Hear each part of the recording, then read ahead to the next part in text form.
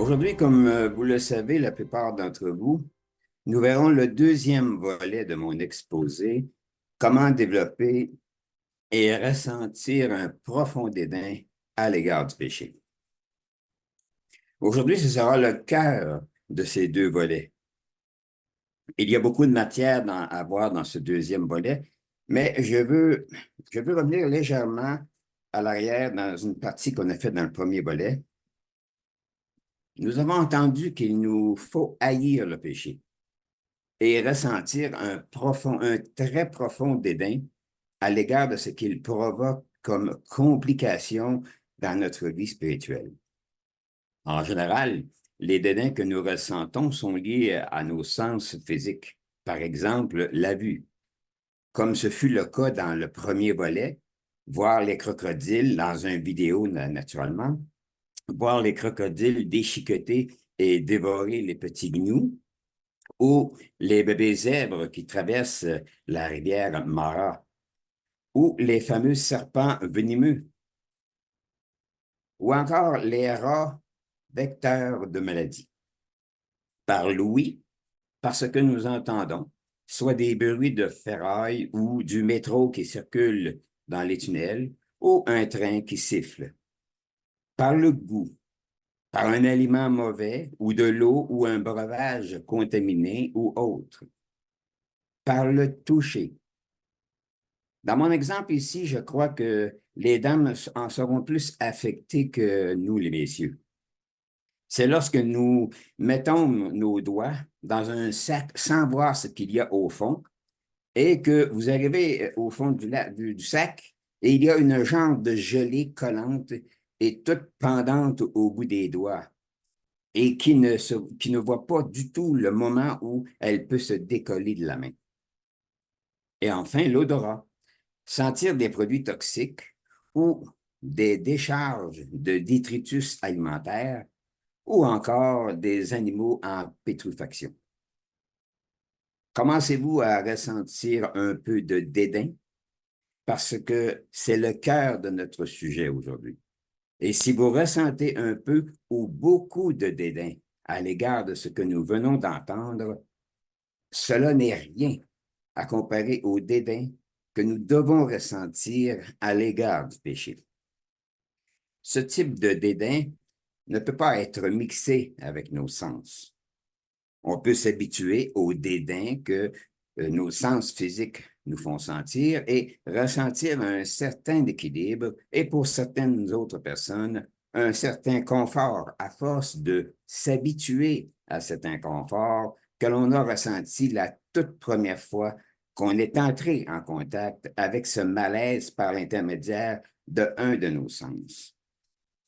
Par contre, le dédain à ressentir envers le péché nécessite un intérêt qui se positionne bien avant une action ou une chose physique à exécuter.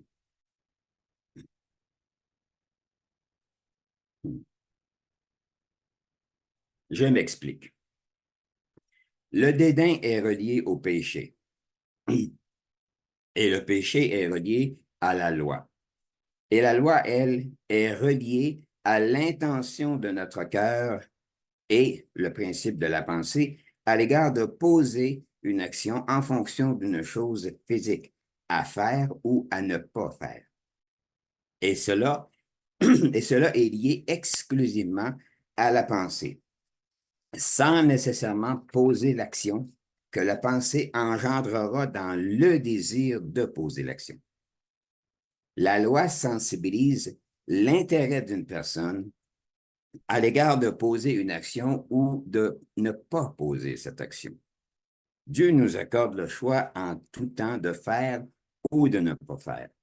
Et là où la partie physique entre en action, c'est à l'intérêt que l'on porte sur la chose physique qui, elle, cette chose physique, porte notre désir à faire ou de ne pas faire. L'intention de péché est provoquée avant de pécher, avant de passer à l'action, de ce que la chose physique peut déclencher en nous pour accepter de se livrer à ce que nos pensées auront accueilli comme potentiellement acceptables afin de passer à l'action.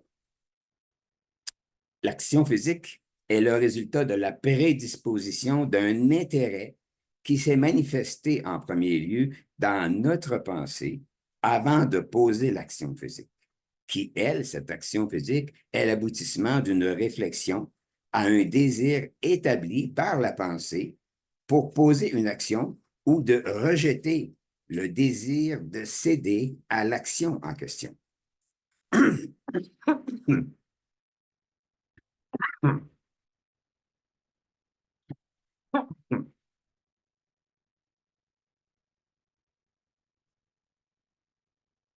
L'apôtre Paul L'apôtre Paul nous parle de cette difficulté à laquelle nous pouvons être en tout temps confrontés. Allons à Romains, s'il vous plaît. Romains. C'est un passage que nous avons déjà vu, mais important de le revoir. Romains 7, et nous prendrons le verset 14. Je suis dans Romains 7 au verset 14. Nous savons en effet que la loi est spirituelle, mais moi je suis charnel, vendu au péché. Au verset 15, car je ne sais pas ce que je fais, je ne fais point ce que je veux, et je fais ce que je hais. Allons au verset 18 maintenant. Ce qui est bon, je le sais, n'habite pas en moi, c'est-à-dire dans ma chair. J'ai la volonté, mais non le pouvoir de faire le bien. Verset 19. Car je ne fais pas le bien que je veux, et je fais le mal que je ne veux pas. Au verset 21, je trouve donc en moi cette loi. Quand je veux faire le bien, le mal est attaché à moi, car je prends plaisir à la loi de Dieu selon l'homme intérieur. Et on termine avec le verset 23. Mais je vois dans mes membres une autre loi qui lutte contre la loi de mon entendement et qui me rend captif de la loi du péché qui est dans mes membres. Notre nature charnelle a une assez forte influence sur l'aspect d'un désir qu'on pourrait ressentir dépendamment de la situation qui se présente à nous dans notre quotidien. L'aboutissement d'une réussite ou d'un échec à l'égard d'un choix à faire dépendra de notre vigilance à saisir ce que la chose qui se présentera à nous sera bonne ou mauvaise. Et le tout se fera au niveau de l'esprit, de nos pensées, avant d'aboutir à une action, quel que soit le résultat qui en émergera.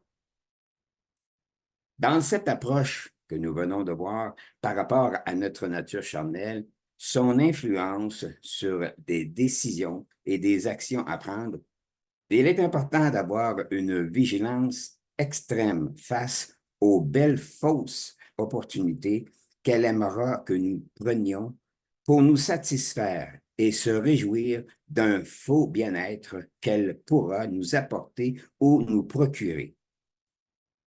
Et si nous ne contrôlons, et si nous ne contrôlons pas nos pensées, si on ne contrôle pas nos pensées, après un certain temps, on peut devenir confortable avec le péché et le péché peut devenir un peu moins important. Et avec le temps, on en vient à se convaincre que ce n'est plus péché. Et lorsqu'on arrive à ce genre d'attitude, il est dangereux d'en arriver aussi à se dire que si Dieu ne me reprend pas, c'est que je suis correct. Et Satan aime beaucoup que nous ayons ce genre de réflexion ou encore des pensées qui vont dans ce genre de perception.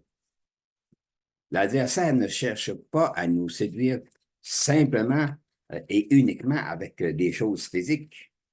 Il sait pertinemment que lorsqu'on est en dehors de la vision des choses physiques, qu'il lui reste un atout percutant pour nous séduire, le libre arbitre de nos pensées. Lorsque nous sommes en repos ou en réflexion sur différentes choses, ou encore sur des aspects de notre vie en tant que changement à apporter, et surtout en ce moment, à l'approche d'un engagement très précieux que nous avons pris avec Dieu par l'intermédiaire du sang précieux de Christ qu'il a versé pour nous, afin de nous lier au Père et qu'il fasse de nous des enfants de lumière aujourd'hui et plus tard des enfants appartenant pleinement à Dieu dans sa famille, leur royaume à venir au retour de Christ. Nous nous retrouvons en ce moment à un moment important de l'année où nous avons à réfléchir, voir où nous en sommes rendus dans notre cheminement spirituel, à prendre des décisions importantes, relatives sur des choses qui auraient dû être changées il y a peut-être longtemps, mais qu'aujourd'hui, il est temps de passer à l'action concrète. Et ces changements qui auraient dû être faits il y a longtemps. L'adversaire n'est pas sans savoir que nous célébrerons un moment historique dans le plan de Dieu bientôt. Il connaît très bien la valeur que nous représentons pour Dieu. Et à cet effet, allons à 1 Pierre, s'il vous plaît. 1 Pierre.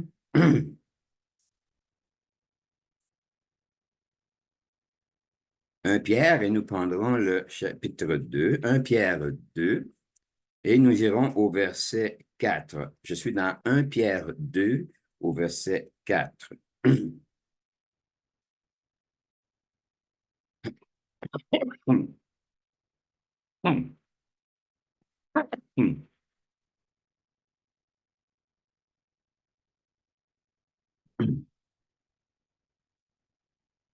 Alors, je suis dans 1 Pierre 2 au verset 4. Approchez-vous de lui, pierre vivante, rejetée par les hommes, mais choisie et précieuse devant Dieu. Au verset 5. Et vous-même, comme des pierres vivantes, édifiez-vous pour former une maison spirituelle, un saint sacerdoce, afin d'offrir des victimes spirituelles agréables à Dieu par Jésus-Christ. Allons au verset 9 maintenant.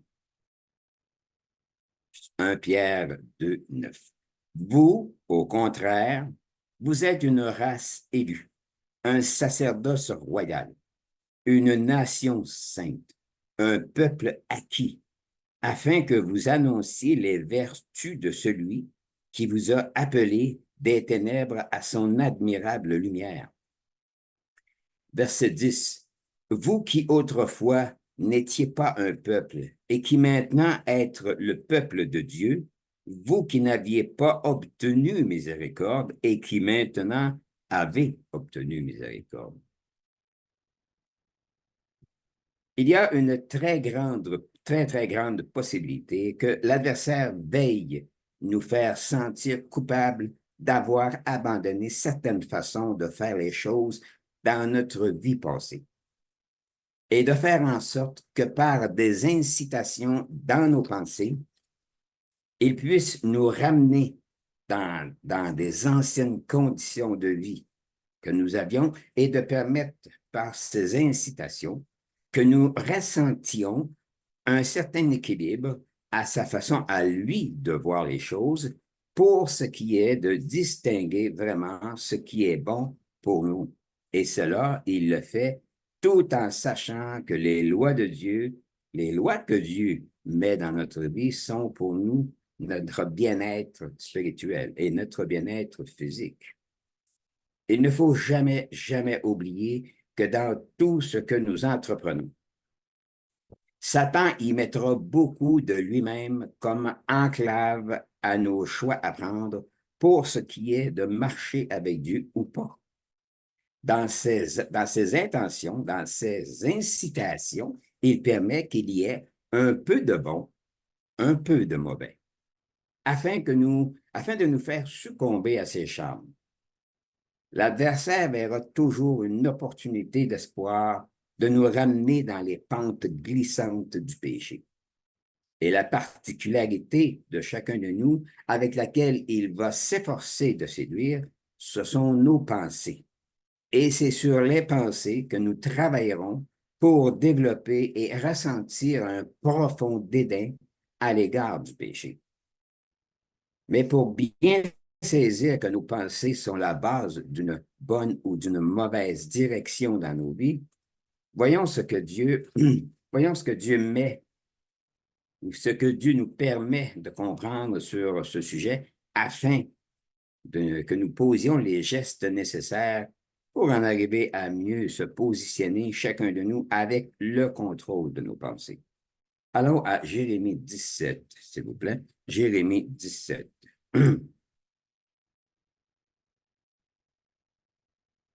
Jérémie 17, et je prendrai le verset 9. Je suis dans Jérémie 17 au verset 9.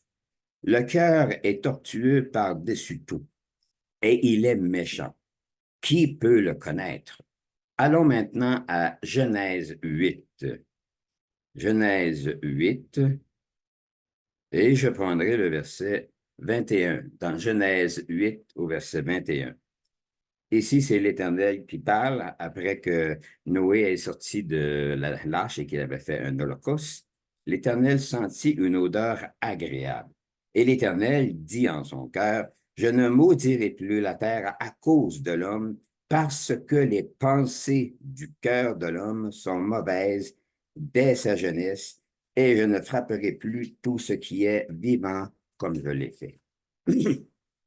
Revenons maintenant à Jérémie 17.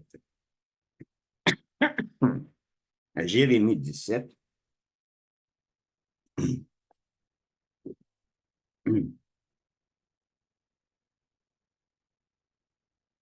Et cette fois-ci, prenons le verset 10, Jérémie 17 au verset 10. Moi, l'Éternel, j'éprouve le cœur, je sonde les reins, pour rendre à chacun selon ses voies, selon le fruit de ses œuvres. On peut donc considérer qu'il y a un lien étroit entre nos pensées et notre cœur. Notre cœur réagira en fonction. Il va ré- Notre cœur va réagir en fonction de ce que nos pensées lui auront transmis, pour connaître s'il aime ou s'il n'aime pas. Le cœur réagira au désir qu'il aura reçu d'une pensée, et cela créant le désir d'agir ou de ne pas agir.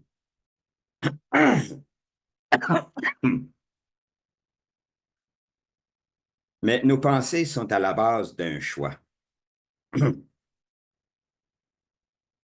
Nos pensées sont à la base d'un choix que notre cœur disposera pour exécuter ou pour ne pas exécuter une action. Dieu, par l'intermédiaire de l'apôtre Paul, nous explique comment tout est si bien relié à nos pensées en fonction d'éventuelles actions à faire ou à ne pas faire. Allons à Philippiens 4, s'il vous plaît.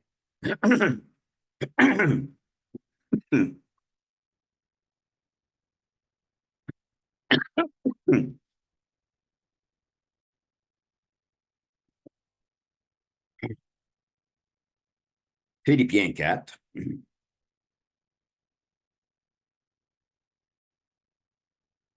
Philippiens 4. Nous prendrons le verset 8 dans Philippiens 4. Au reste, frères, tout ce qui est vrai, tout ce qui est honorable, tout ce qui est juste, tout ce qui est pur, tout ce qui est aimable, tout ce qui mérite l'approbation de Dieu, sous-entendu, ce qui est vertueux et digne de louange, soit l'objet de vos pensées. Voyons maintenant comment créer ce dédain au niveau du péché. La toute première chose à faire devant une pensée qui nécessiterait une réflexion et et une indécision ou un certain malaise, c'est d'entrer immédiatement en contact avec Dieu et de lui faire savoir qu'il y a un bouleversement ou une interrogation qui se manifeste dans nos pensées. C'est de lui demander d'introduire sa paix, cette paix que Christ a promis à ses disciples, mais également à nous aujourd'hui. Allons à Jean, s'il vous plaît, Jean 14. Jean 14,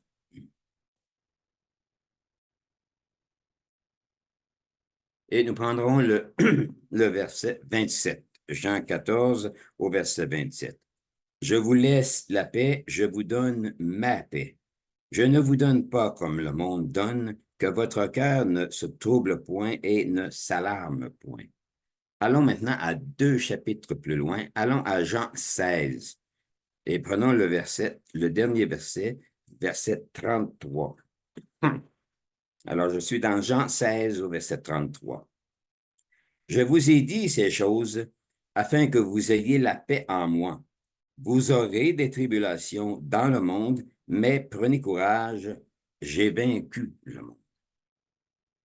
En second lieu, ce que notre pensée aura apporté à notre cœur pour savoir s'il aime ou s'il n'aime pas, c'est de déterminer à quelle loi de Dieu les incitations que nous venons de recevoir seront directement liées à un commandement très précis concernant l'action qui sera à faire ou à rejeter.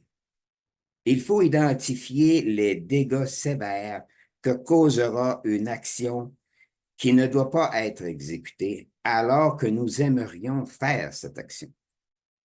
Il faut ressentir toutes les répercussions que causera l'action d'un désir qui ne devrait pas être exécuté alors qu'on aurait le désir de le faire. C'est l'évaluation précise du mal qu'il procurera à notre entourage, à nous-mêmes et à la brisure du lien qui nous attache à Dieu par l'intermédiaire du sang de Christ. Après avoir localisé avec précision le commandement qui sera touché ou transgressé, il nous faut regarder quels sont les autres commandements qui pourraient être touchés et eux aussi transgressés par le péché qui veut s'introduire en nous.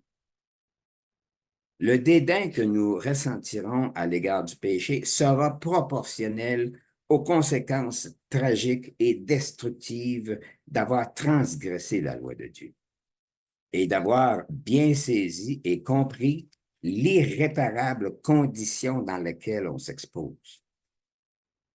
Et tout cela doit être réfléchi avant de laisser nos pensées transmettre à notre cœur que la chose à faire est bonne ou surtout mauvaise. Dieu pardonne nos faiblesses et nos chutes devant le péché commis, mais il le fait en conséquence d'un repentir sincère et d'un changement actif dans notre vie. Dieu veut et s'attend à des changements dans toutes les circonstances auxquelles nous pouvons être exposés, et sachant très bien que nous serons ou que nous pourrons être constamment devant un choix ultime de faire ou de ne pas faire. Il tient compte de l'intensité de notre cœur à l'égard de vouloir en tout temps faire ce qui est bon et productif dans notre vie. Lorsque nous pouvons évaluer l'impact destructif d'une action que nous aimerions poser, les conséquences psychologiques néfastes qui resteront après le péché, les séquelles physiques avec lesquelles nous aurons peut-être à composer et à vivre pour le reste de notre vie. Cela, pour chacun de nous, devrait créer le dédain nécessaire qu'il nous sera indispensable d'avoir pour lutter et bannir le péché de notre vie, tout en sachant que c'est encore avec l'aide de Christ en nous et nous en restant attachés à Christ que la réussite d'avoir ce dédain pour le péché nous sera octroyée. Allons à Jean 15, s'il vous plaît. Nous sommes dans Jean 16, un chapitre avant. Prenons Jean 15, où Christ nous confirme que sans lui, nous ne sommes rien et nous ne pouvons rien faire. Alors, je suis dans Jean 15, au verset 5. Je suis le cep, vous êtes les sarments. Celui qui demeure en moi et en qui je demeure porte beaucoup de fruits, car sans moi, vous ne pouvez rien faire. Comme nous avons vu il y a quelques instants que le dédain sur le péché ne peut être senti que si nous évaluons avec précision les dommages qu'il peut causer en chacun de nous. Dans la Bible, et nous y voyons un exemple qui fait référence à la nature de l'homme. Allons dans 2 Samuel 11, s'il vous plaît.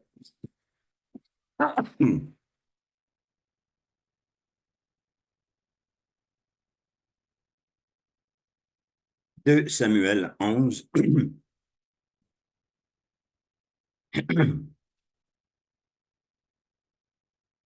Et nous prendrons le verset 2. 2 Samuel 11, au verset 2. Un soir, David se leva de sa couche et comme il se promenait sur le toit de la maison royale, il aperçut de là une femme qui se baignait et qui était très belle de figure. À la lecture de ce passage, on peut supposer qu'il n'y a pas de péché. David se lève, il ne réussit pas à dormir, il se promène sur le toit de sa maison et voit une femme qui se baigne. Et la Bible nous dit que cette femme était très belle de figure. Ça, c'est dans la version Louis II. Dans la version Osterval, on nous dit que cette femme était fort belle à voir. Et dans la version du Monde Nouveau, on nous dit qu'elle était, elle était d'une très belle apparence. Alors David se lève, il ne réussit pas à dormir. Il se promène sur le toit de la maison et voit une femme qui se baigne, que la Bible nous dit que cette femme était très belle. On ne peut pas reprocher à David de voir une jolie femme qui devait être dénudée alors qu'elle se baignait. Ici, je voudrais que nous portions une petite attention, surtout à nous, messieurs, il est très plausible qu'en allant faire votre épicerie ou autre chose, que nous rencontrions une jolie dame bien vêtue et que nous faisons que constater que c'est une très jolie personne. Mais si nous revoyons cette même personne sur une plage où la tenue vestimentaire est très légère, il y a le gros risque d'un gros problème qui affectera notre pensée et pourrait créer une vision totalement différente que le fait de voir ou de constater que c'est une belle dame, rien de plus. Et le même procédé peut également se manifester chez les dames face aux hommes. Le péché n'est pas nécessairement dans le premier regard que David porte à cette femme. Le péché se retrouve dans la montée du désir que David va ressentir pour ce corps féminin qui est exposé.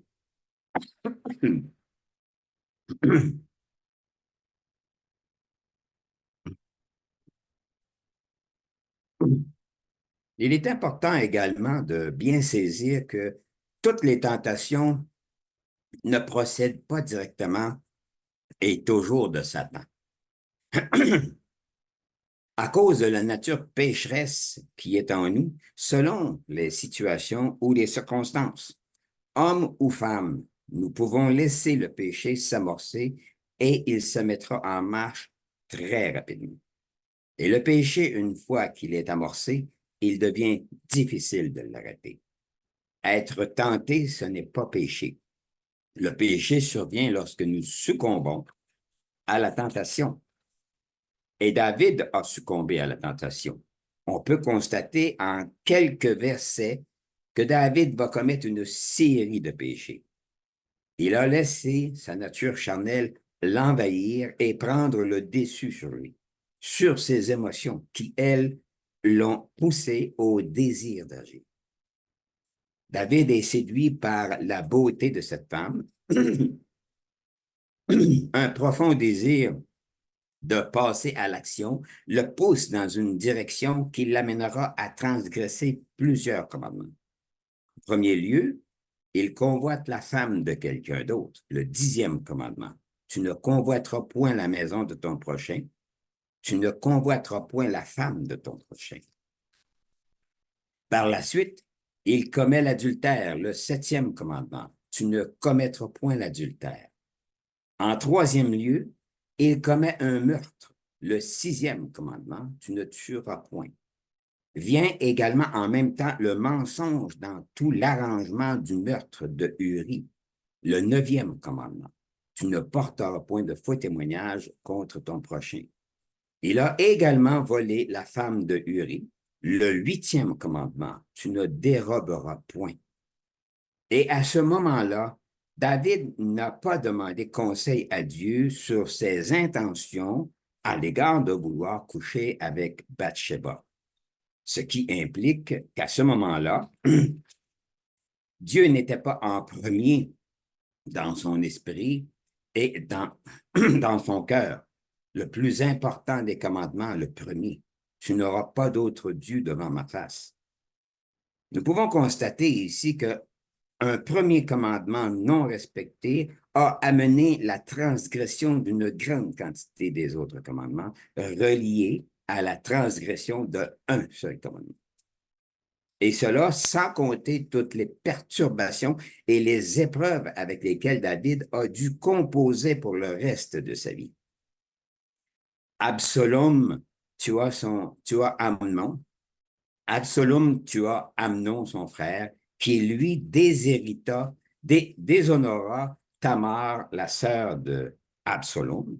Et Absalom fut tué également par Joab, alors qu'Absalom voulait prendre le contrôle de Jérusalem. Et David a fui devant Absalom, sachant que Absalom serait sans pitié pour David et ses serviteurs. Un grand trouble s'est installé dans la famille de David. Revenons maintenant à 2 Samuel.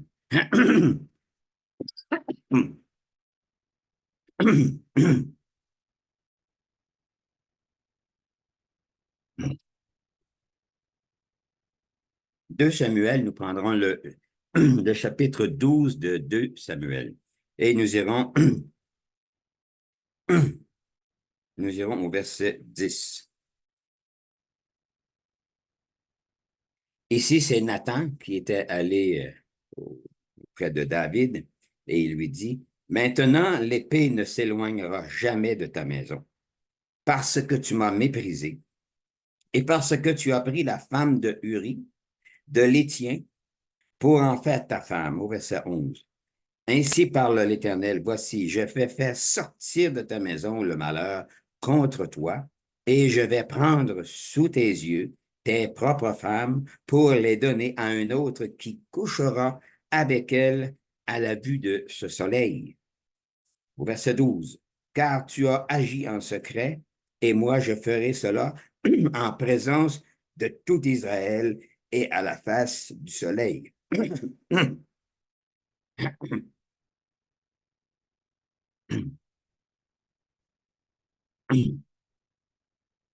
Ce qui est important pour nous, c'est de comprendre comment développer le dédain nécessaire pour pouvoir rejeter toute incitation dans nos pensées qui nous amèneront à pécher. Et cela se fait en associant le lien très précis qui affectera le ou les commandements qui seront impliqués dans le processus de notre décision pour ce qui est d'exécuter la meilleure action possible pour nous, pour ne pas subir les effets négatifs à court terme ou à long terme. L'importance de se poser une question devant une pensée, c'est de se demander où cela va me conduire et quel est le prix que j'aurai à payer si je pose tel geste ou telle action. Lorsque nous pouvons évaluer rapidement qu'un scénario de désastre est au-devant de nous, et si nous laissons notre nature charnelle de par nous-mêmes et sous les incitations de Satan par nos pensées nous dominer, on risque de se retrouver dans une situation où nous ne pourrons plus contourner le péché. Il sera plus difficile de faire marche arrière ou de rebrousser chemin, si je peux dire. Il faut être convaincu que le péché, peu importe la forme sous laquelle il se présentera, que ce n'est pas bon pour nous. Et il faut en venir à être inconfortable avec le péché, avec ce qu'il représente et ce qu'il cause comme dommage. C'est important d'aller vers Dieu et de lui demander de nous rendre inconfortables avec le péché. Allons à 1 Timothée, s'il vous plaît. 1 Timothée.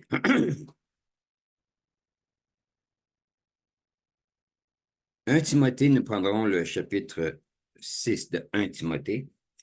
On nous parle ici d'un désir très prononcé chez les hommes et l'apôtre Paul, par le biais de Timothée, nous ramène dans les choses essentielles et précieuses pour nous. Et cela implique pour nous d'avoir de la vigilance sur le contrôle de nos pensées et de nos désirs. Allons à 1 Timothée 6 au verset 10. 1 Timothée 6 au verset 10. Car l'amour de l'argent est une racine de tous les maux, et quelques-uns, en étant possédés, se sont égarés loin de la foi et se sont jetés eux-mêmes dans, de, dans bien des tombes. Verset 11. Pour toi, homme de Dieu, fuis ces choses et recherche la justice, la piété, la foi, la charité, la patience, la douceur. Au verset 12. Combat le bon combat de la foi. Saisis la vie éternelle à laquelle tu as été appelé et pour laquelle tu as fait une belle confession en présence d'un grand nombre de témoins. Un bon contrôle sur nos pensées nous amènera à avoir un cœur pur sur le vrai but de la vie et sur notre destinée à tous. Le péché peut impressionner et capter avec une grande facilité notre attention. L'importance d'être confortable et de se diriger vers Dieu, aller vers lui et lui demander de travailler avec nous et sur nos problèmes. Et en plus, de nous donner la patience d'attendre certaines de ses réponses à lui pour ce qui est de régler de gros problèmes qui nous envahissent et que nous aimerions qu'ils se règlent au moment où nous lui demandons d'intervenir. Car certaines, car certaines réponses de Dieu pourront venir un peu plus tard dans le temps. Il faut s'attendre à cela que Dieu seul peut juger de l'importance d'une réponse dans l'immédiat ou un peu plus tard. Naturellement, quand ce sont des choses graves comme la convoitise d'une femme, l'adultère, vaut mieux avoir une réponse très rapide de Dieu et avoir la capacité d'action de s'éloigner de ce type de danger. N'oublions pas que la patience est un fruit de l'esprit, un trait élevé de son caractère. Et il construit en nous, en nous ce genre de caractère. Notre communication, notre lien avec Dieu ne doit pas être limité à un ou deux mots. Il est notre Père. Il ne faut pas être mal à l'aise ou inconfortable de lui parler de quoi que ce soit qui doit nous relier à lui, mais toujours dans la perspective il est Dieu et que nous sommes ses enfants de poussière. Quand nous respectons cette hiérarchie de position entre nous et notre grand Dieu, notre Père, celui de qui nous dépendons en toutes choses, il devient plus facile pour nous d'avoir cette proximité que Dieu s'attend que nous ayons avec lui pour ce qui est d'atteindre des buts, les buts que Dieu nous permet d'explorer et d'exploiter pour ce qui est de la formation d'un caractère stable et équilibré. Le péché couchera à notre porte jusqu'au retour de Christ et à l'instauration du royaume de Dieu. Se tourner et aller vers Dieu peut créer certains malaises devant un péché où nous avons succombé. Mais gardons à l'esprit que plusieurs de ces malaises viennent du malin, de l'adversaire, qui ne veut pas que nous ayons une belle proximité avec notre Père et Jésus-Christ. Et il nous fera illusionner que Dieu est très grand, très puissant, et qu'il peut nous donner toute une correction si on ne fait pas attention à ce qu'on dit à Dieu. Mais attention, c'est encore là une astuce de Satan qui veut nous rendre tout petits et comme des déchets irrécupérables devant Dieu. Oui, nous sommes petits devant Dieu, mais pas à la façon dont Satan aimerait que l'on se voit nous-mêmes devant Dieu. Dieu a un but très précis avec nous, ceux qui ont un désir intense de permettre au Père et à Jésus-Christ d'habiter en eux dans le but de cette transformation au niveau de notre caractère, afin qu'ils deviennent plus représentatifs de celui de Dieu. Le péché sera en tout temps un élément avec lequel un enfant de Dieu aura à lutter quotidiennement. Nous devons à tout instant surveiller les pentes glissantes du péché, sa procédure d'approche pour nous séduire, ses astuces malveillantes pour nous ramener dans une ancienne façon de faire les choses. Et nous devons nous prémunir de toutes les armes à notre disposition. Et une de ces armes est d'haïr le péché, développer le dédain nécessaire pour y faire face et avec l'aide de Christ, le supprimer de notre vie. L'ennemi du péché, c'est la loi de Dieu, ses commandements et la valeur de chacun d'eux. Dieu a commencé quelque chose de magnifique avec chacun de nous. Et dans Philippiens 1,6, on ne s'y réfère pas, prenez-le en note, dans Philippiens 1,6, nous dit que l'œuvre que Dieu a commencée en nous, il va la rendre parfaite pour le jour de Jésus-Christ. Le péché est mauvais pour tout le monde.